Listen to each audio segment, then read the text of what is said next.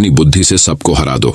बस 21 दिन में आपकी बुद्धि इतनी तेज हो जाएगी कि आप दूसरे लोगों को बोलने का मौका ही नहीं दोगे। बस आपको गौतम बुद्ध ने बताएं, इन आदतों को अपने जीवन में अपनाना होगा।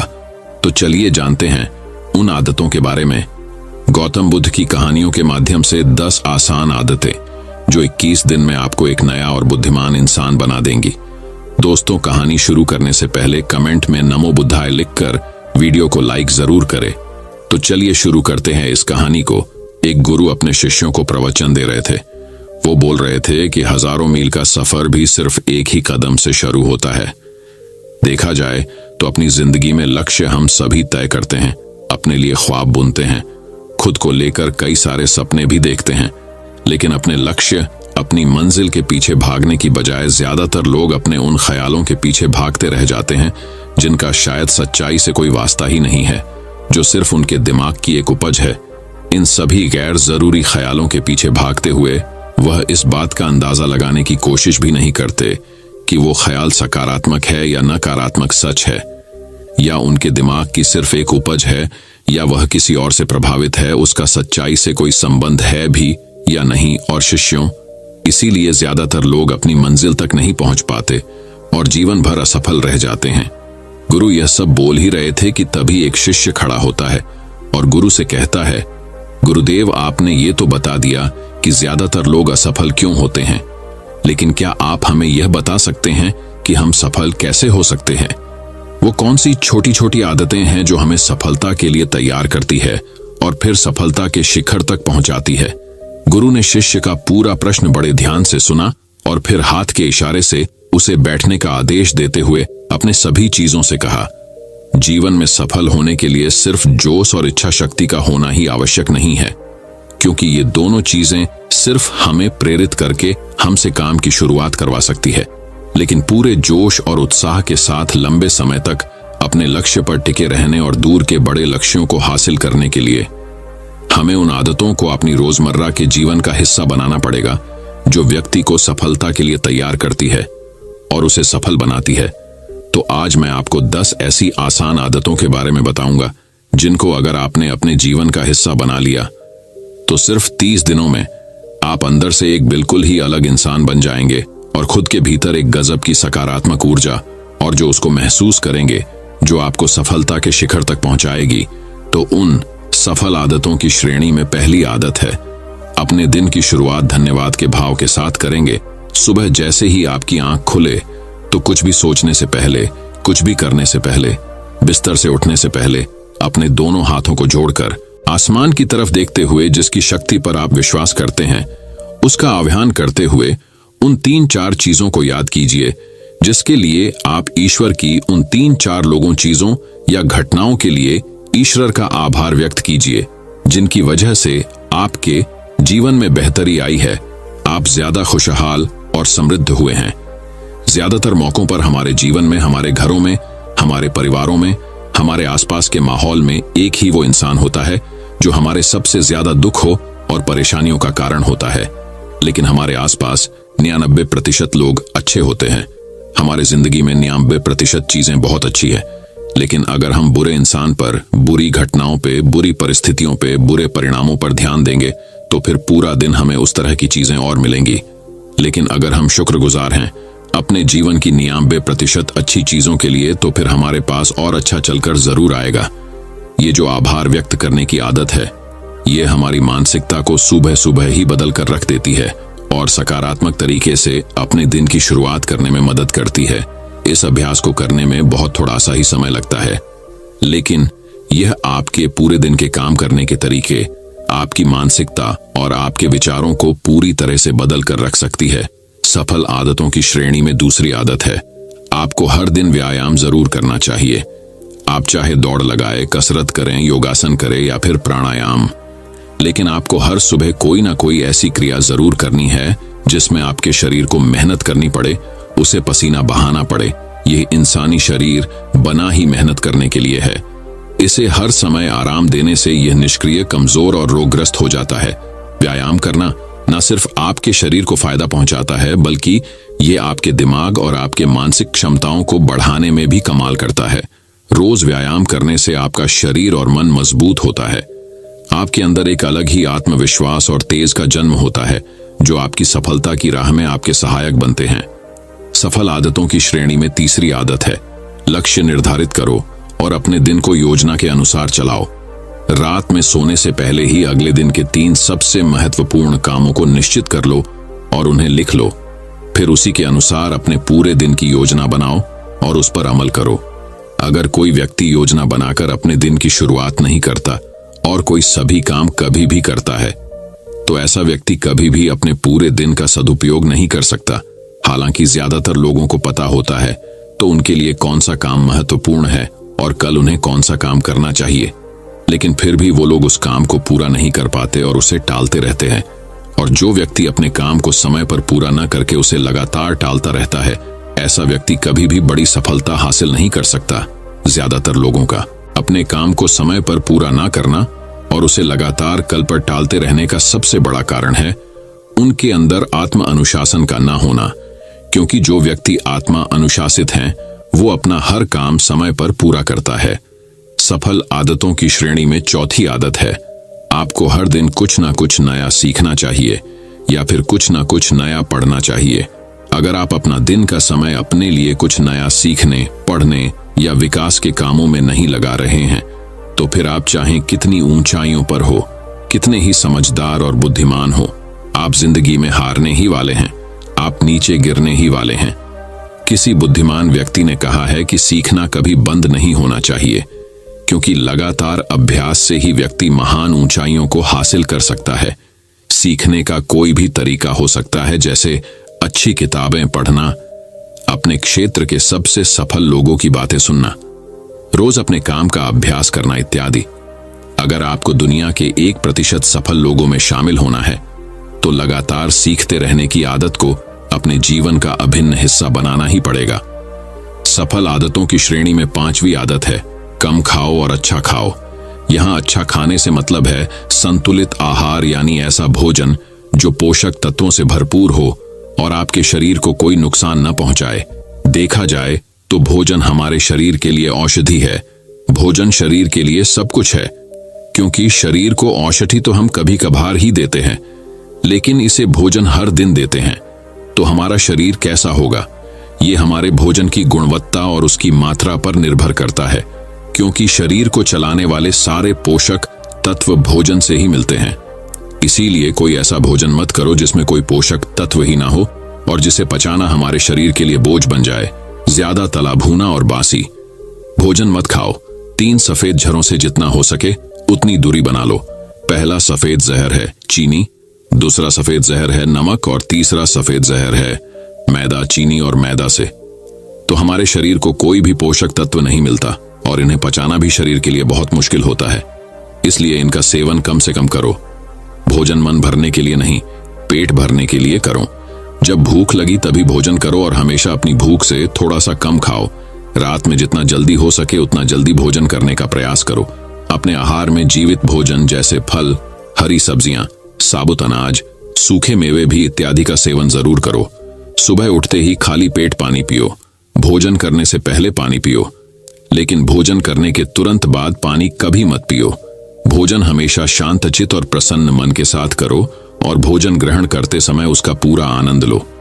हम जैसा अपने शरीर को भोजन देते हैं, यह उसी के अनुसार काम करने लगता है। इसीलिए अपने भोजन और उसकी गुणवत्ता का ध्यान रखो।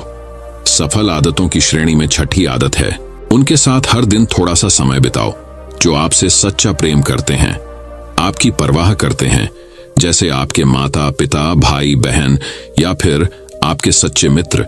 ये एक आदत आपके परिवार में खुशी और शांति लाती है। परिवारजनों के बीच प्रेम और एकता बढ़ती है, जिससे आप ज्यादा खुश और शांत रहने लगते हैं। पारिवारिक तनाव कम होने की वजह से अपने जरूरी कामों पर ज्यादा ध्यान दे पाते हैं और ज्यादा अच्छे परिणाम हासिल कर पाते हैं। सफल आदतों की श्रेणी में 7वीं आदत है, हर दिन थोड़ा सा समय खुद के लिए भी निकाले और इस थोड़े से समय में आपके साथ कोई और नहीं होना चाहिए। ये आपका अपना समय है जिसमें आप अकेले एकांत में रहेंगे, खुद के बारे में चिंतन करेंगे, खुद की अच्छाइयों और बुराइयों के बारे में विचार करेंगे, अपने भविष्य के बारे में सोचेंगे, अपने काम के बारे में सोचेंगे, अपने भीतर उतरने का प्रयास करेंगे। इन एकांत के पलों का उपयोग आप खुद को और भी बेहतर तरीके से जानने और समझने में करेंगे। इस समय आप खुद की कमियों के बारे में विचार करेंगे और उन्हें कैसे ठीक कर सकते हैं, इस पर मंथन करेंगे। सफल आदतों की सूची में 8वीं आदत है समय का सही प्रबंधन करना, उसका सही उपयोग करना। जिंदगी दिनों, महीनों और सालों में गिनी जाती है, तो जिसने अपना दिन संभालना सीख लिया उसका महीना संभल जाएगा, और जिसने अपने महीने संभालने सीख लिए उसके साल संभल जाएंगे, और जिसके साल संभल गए उसकी पूरी जिंदगी संभल जाएगी। इसीलिए अपने दिन को सही तरीके से संभालना सीख लो। जो सबसे महत्वपूर्ण काम है उन्हें सबसे पहले खत्म करो। जिंदगी के किसी भी क्षेत्र में देख लो, घंटे तो सबके पास 24 ही होते हैं, लेकिन इन्हीं 24 घंटों में कुछ लोग कमाल कर जाते हैं। अपने एक हैं जीवन में ना जाने कितने सारे काम कर जाते हैं, लेकिन दूसरी तरफ ज्यादातर लोग छोटे छोटे कामों में ही उलझे रह जाते हैं और जीवन भर यही कहते रहते हैं कि इस काम के लिए समय नहीं है, उस काम के लिए समय नहीं है। तो आखिर समस्या कहाँ है? समस्या है अपने समय का सही प्रबंधन न कर पाना। सफल आदतों की श्रेणी में 9वीं आदत है रात में जल्दी सोएं और सुबह जल्दी उठे।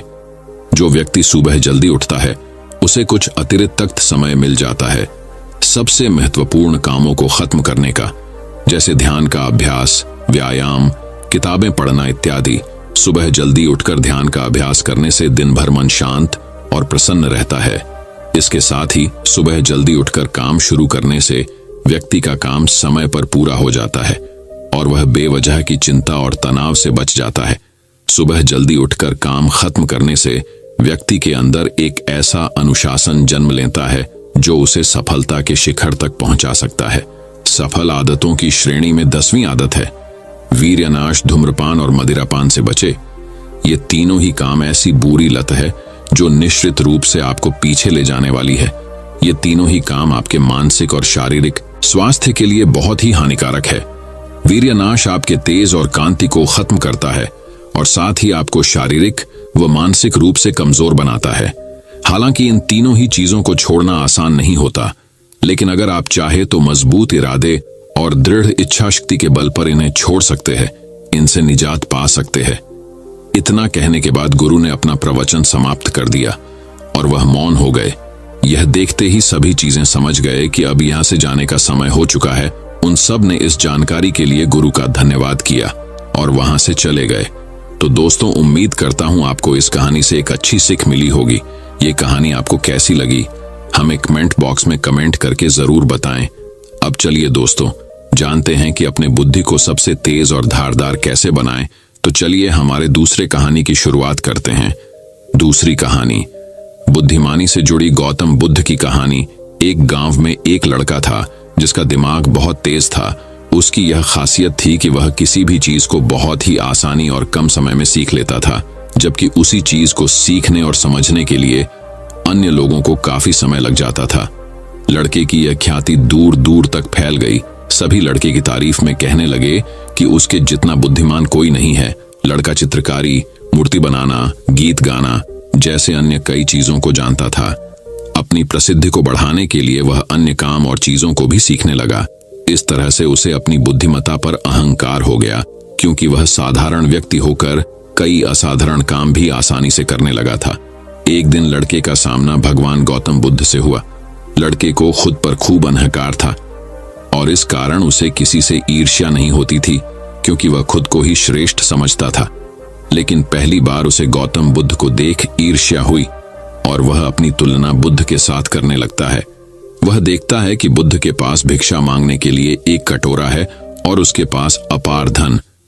बुद्ध ने साधारण वस्त्र धारण किए थे और उसके वस्त्र कीमती थे। बुद्ध नंगे पैर थे और वह नंगे पांव जमीन पर पैर भी नहीं रखता था।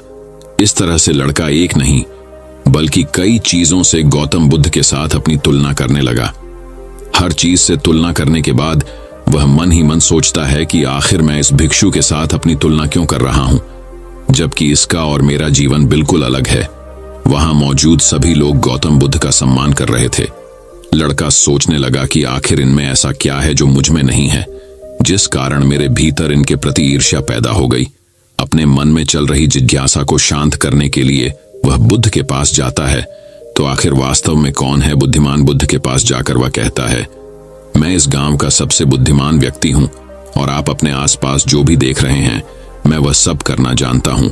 मैं किसी भी कार्य को बहुत कम समय में सीख लेता हूं, इसलिए सभी लोग मेरा सम्मान करते हैं। लेकिन फिर भी आपको देख मेरे भीतर ईर्ष्या पैदा हो गई, इसलिए मैं जानना चाहता हूं कि आपकी उपलब्धि क्या है। सभी आपको इतना आदर सम्मान क्यों दे रहे हैं?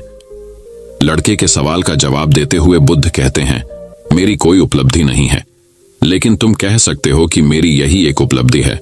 बुद्ध लड़के से पूछते हैं, क्या तुम्हें निंदा अच्छी लगती है? लड़का कहता है कि भला किसे निंदा अच्छी लग सकती है? बुद्ध कहते हैं कि जो तुम्हें अच्छा और बुरा लगता है मैं इनसे भी ऊपर हूं। मुझे ना निंदा सताती है और ना अपनी प्रशंसा से प्रसन्न होता हूं। यही अंतर है तुम में और मुझ में। बुद्ध कहते हैं, तुमने सैकड़ों काम सीखे लेकिन सबसे जरूरी काम को सीखना भूल गए। लड़का पूछता है, कौन सा काम? अब इस प्रकार बुद्ध ने दिया बुद्धिमान होने का ज्ञान। बुद्ध कहते हैं कि क्या तुम्हें मन को नियंत्रण करना आता है? ये बात सुनकर लड़का समझ जाता है कि उसे बुद्ध से ईर्ष्या क्यों हुई। बुद्ध कहते हैं, जिसने संपूर्ण जगत जीत लिया लेकिन अपने मन को नहीं जीत पाया, उसने कुछ भी नहीं जीता। वहीं जिसने अपने मन को जीता लेकिन अपना सब कुछ गंवा दिया, फिर भी उसने सब कुछ जीत लिया। बुद्ध की यह बात सुन लड़के का अहंकार टूट गया। उसने बुद्ध से कहा कि क्या आप मुझे अपने मन को जीतना सिखा सकते हैं? बुद्ध कहते हैं, जरूर, लेकिन इसके लिए मैं तुम्हारी सभी उपलब्धियां छीन लूंगा। लड़का कहता है, मैं तैयार हूं। इसके बाद से ही लड़का ध्यान लगाने लगता है, क्योंकि ध्यान से ही मन को वश में किया जा सकता है। तो दोस्तों, अब चलिए बढ़ते हैं हमारे तीसरी कहानी की तरफ। तीसरी कहानी, दिमाग की धार को कैसे तेज करें। लगभग हम सभी लोग जानते हैं और साइंस भी यह सिद्ध कर चुका है कि हम हमारे दिमाग का मैक्सिमम 10% ही यूज कर पाते हैं और इसमें से ज्यादातर हमारा दिमाग बचपन में ही सब कुछ सीखता है और सबसे ज्यादा एक्टिव रहता है, क्योंकि हम हर रोज कुछ न कुछ नया कर रहे होते हैं। रोज पढ़ते हैं, नए नए खेल खेलते हैं और हमेशा एक्टिव रहते हैं। किंतु जैसे जैसे हम बड़े होते हैं, हमारे रोज के कामों में इतने व्यस्त हो जाते हैं कि कुछ नया करने और सीखने का मौका ही नहीं मिलता। लेकिन यदि हम अपने दिमाग को धार देते रहे तो हम दुनिया में जल्दी आगे बढ़ सकते हैं। यह सीखा मैंने इस कहानी से। अफ्रीका में एक पेड़ काटने वाली कंपनी थी जिसमें वहां के लोग पेड़ काटने का काम करते थे, जिसमें जॉन नाम का एक वर्कर था जो पिछले 8 सालों से पेड़ काटने का काम कर रहा था। उसी कंपनी में एक बिल नाम का नया वर्कर लगता है और एक ही साल में उसकी सैलरी बढ़ जाती है और प्रमोशन भी मिल जाता है। ये बात जॉन को पता लगती है तो वह कंपनी के मैनेजर के पास जाता है और कहता है, सर, इस कंपनी में मेरे साथ अन्याय हो रहा है। मैनेजर बोलता है, नहीं जॉन, इस कंपनी को मैं मैनेज करता हूं, ऐसा तो कुछ नहीं है। अगर तुम्हें कोई प्रॉब्लम है तो मुझे बताओ। जॉन बोलता है, सर, मैं पिछले 8 साल से काम कर रहा हूं लेकिन मेरा प्रमोशन नहीं हुआ और सैलरी भी वही है, लेकिन बिल जो कि 1 साल पुराना ही है, उसकी सैलरी बढ़ गई और प्रमोशन भी हो गया, जबकि प्रमोशन तो मेरा होना चाहिए था। इसके बाद मैनेजर बोलता है, देखो, तुम बहुत ईमानदार और मेहनती हो, मैं यह बात मानता हूं, लेकिन कंपनी के नियम के अनुसार जो ज्यादा पेड़ काटता है उसे ज्यादा सैलरी मिलती है और प्रमोशन भी जल्दी होता है। तुम पहले भी रोज 4 पेड़ काटते थे और अब भी 4 पेड़ ही काटते हो, लेकिन वह रोज 8 पेड़ काटता है, इसलिए उसे जल्दी प्रमोशन मिला। तुम भी रोज 8 पेड़ काटो, तुम्हें भी प्रमोशन मिल जाएगा। यह बात सुनकर जॉन लौट जाता है और रोज से ज्यादा मेहनत करता है और ज्यादा देर तक काम करता है। कुछ दिनों के बाद जॉन फिर मैनेजर के पास आता है और बोलता है, सर, मैं अब ज्यादा मेहनत कर रहा हूं और ज्यादा समय तक काम करता हूं, लेकिन फिर भी मैं रोज सिर्फ 5 पेड़ ही कर पाता हूं। बिल रोज 8 पेड़ कैसे काटता है? मैनेजर ने कहा, यह बात तो तुम्हें बिल ही बता पाएगा, तुम बिल से जाकर पूछ लो।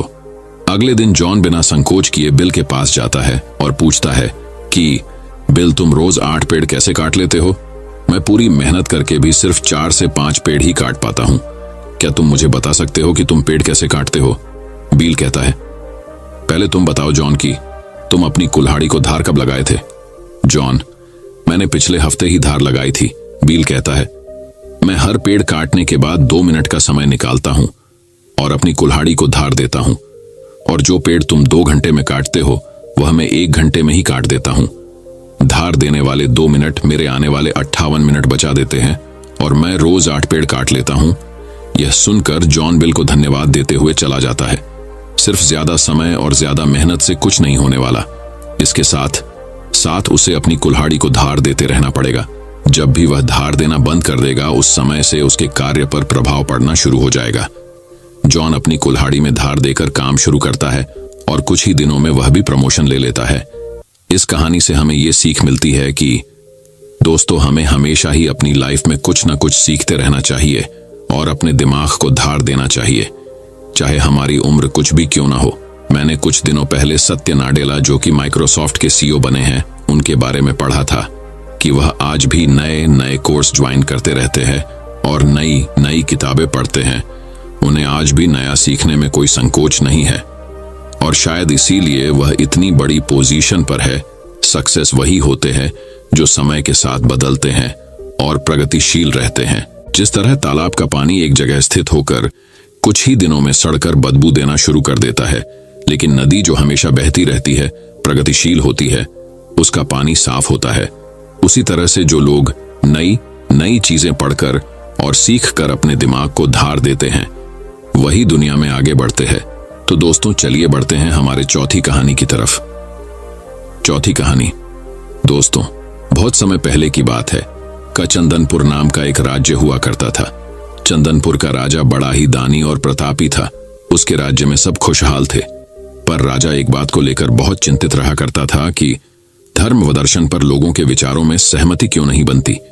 एक बार राजा विभिन्न धर्मों के उपदेशकों को आमंत्रित किया और एक विशाल कक्ष में सभी को एक साथ रहने का प्रबंध करते हुए कहा, अब अगले कुछ दिनों तक सब एक साथ रहेंगे और आपस में विभिन्न धर्मों और दर्शनों पर विचार विमर्श करेंगे, और जब सभी के विचार एक मत हो जाएंगे तो मैं आपको ढेरों उपहार देकर यहां से विदा करूंगा।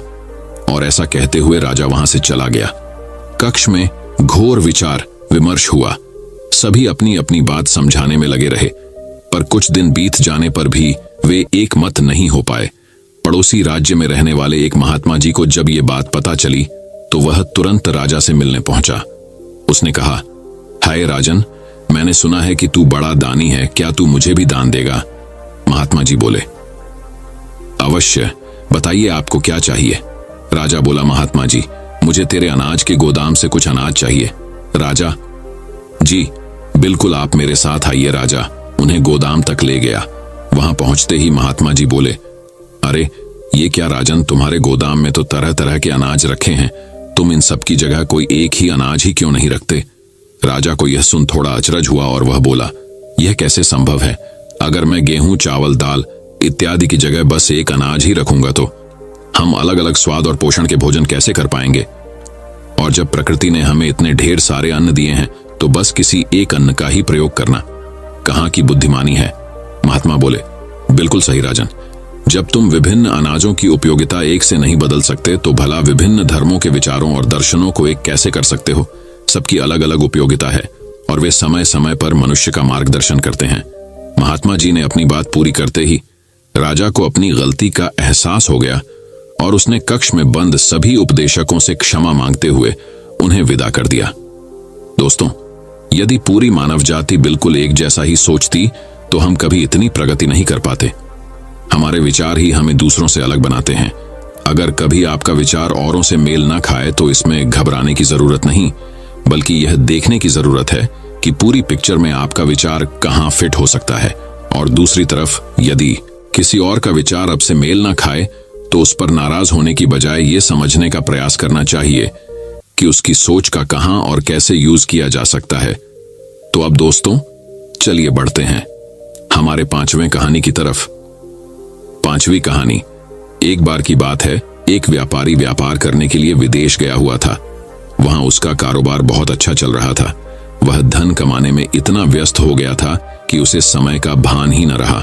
आखिर उसने एक दिन अपने घर लौटने का फैसला कर ही डाला और कमाया हुआ बहुत सारा धन लेकर घर के लिए चल पड़ा। जब घर पहुंचा तो रात हो चुकी थी। घर का मुख्य द्वार बंद था, लेकिन एक शयनकक्ष की खिड़की से रोशनी बाहर आ रही थी। उसने खिड़की में से अंदर झांक कर देखा। उसने जो देखा सहसा उसे विश्वास ही नहीं हुआ। उसे अपने पैरों के नीचे से जमीन खिसकती हुई प्रतीत होने लगी। उसने देखा कि शयन कक्ष में उसकी पत्नी के पास एक युवक भी लेटा हुआ है। ऐसी स्थिति में उसका अपनी पत्नी के चरित्र पर संदेह होना अस्वाभाविक नहीं था। व्यापारी ने विचार किया कि ऐसे घर में रहने का क्या औचित्य हो सकता है जहां ऐसी स्त्री हो। उसने फौरन निर्णय लिया कि पत्नी और उसके पास लेटे युवक को मारकर चुपचाप वापस निकल जाऊंगा और अलग घर बसाने का प्रयास करूंगा। तभी उसकी नजर शयन कक्ष की दीवार पड़ी जहां एक श्लोक लिखा था। उसने उस श्लोक को पढ़ा। श्लोक में लिखा था, सहसा विदधीत न क्रियाम विवेक परमापदाम पदम वृणुते ही विमृश्य कारणम गुण लुब्ध स्वयमेव संपद। अर्थात किसी कार्य को बिना विचारे एकाएक नहीं करना चाहिए, क्योंकि सोच विचार न करना बड़ी विपत्तियों का कारण है। जितनी भी प्रकार की संपत्तियां हैं, सोच समझकर कार्य करने वाले व्यक्तियों के गुणों से आकर्षित होकर स्वयं ही उसके पास आ जाती हैं, उसे समृद्ध कर देती हैं। यह पढ़ते ही व्यापारी ने अपना निर्णय बदल दिया और घर का दरवाजा खटखटाया। पत्नी ने दरवाजा खोलने से पहले काफी पूछताछ की और जब वह पूरी तरह से आश्वस्त हो गई कि दरवाजा खटखटाने वाला उसका पति ही है, तो उसने शीघ्रता से दरवाजा खोल दिया। पति को देखकर पत्नी की प्रसन्नता की सीमा न रही। उसने फौरन युवक को भी जगाया और पति से कहा कि ये आपका पुत्र है, जो अब पूरे 20 वर्ष का हो गया है। 18 वर्ष पहले जब आप विदेश गए थे तो ये 2 साल का था। भावातिरेक में पिता की आंखों से आंसू बहने लगे। उसने पुत्र को हृदय से लगाकर प्यार किया। अब व्यापारी का संदेह खत्म हो चुका। दोस्तों में एक श्लोक के सार्थक संदेश ने न केवल उसे पुत्र हत्या होने के पाप से बचा लिया, अपितु उसकी गृहस्थी भी उजड़ने से बच गई। विमर्शकारिता अर्थात सोच समझकर कार्य करना व क्षिप्रकारिता अर्थात जल्दबाजी न करना महान गुण है। जीवन में भ्रांतियां अथवा समस्याएं उत्पन्न होना स्वाभाविक है। जब अचानक कोई भ्रांति उत्पन्न हो जाए अथवा समस्या आ खड़ी होती है तो हम घबरा जाते हैं और फौरन प्रतिक्रिया करते हैं। इससे कई बार समस्या सुधरने की बजाय और बिगड़ जाती है। अतः हमें कभी भी बिना पर्याप्त विमर्श किए कोई कार्य नहीं करना चाहिए। कहा गया है कि जल्दी का काम शैतान का होता है। जिस प्रकार से रोग का उपचार करने के लिए उसका सही निदान अनिवार्य है, उसी तरह से कोई समस्या हो अथवा भ्रांति को दूर करने के लिए भी पर्याप्त विचार विमर्श करना अत्यंत आवश्यक है। दोस्तों, मैं उम्मीद करता हूं कि यह कहानी सुनने से आपके जीवन में अच्छे बदलाव आए होंगे। आपको इस वीडियो से क्या सीखने मिला, ये कमेंट करके जरूर बताएं और अपने परिवार, दोस्तों या आपके करीबी इंसान के साथ ये कहानी शेयर करके उन्हें भी इस ज्ञान से परिचित करवाएं।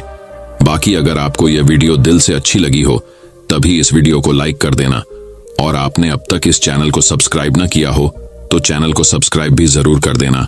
आपका हर दिन शुभ हो और खुशियों से आपका जीवन भरा रहे।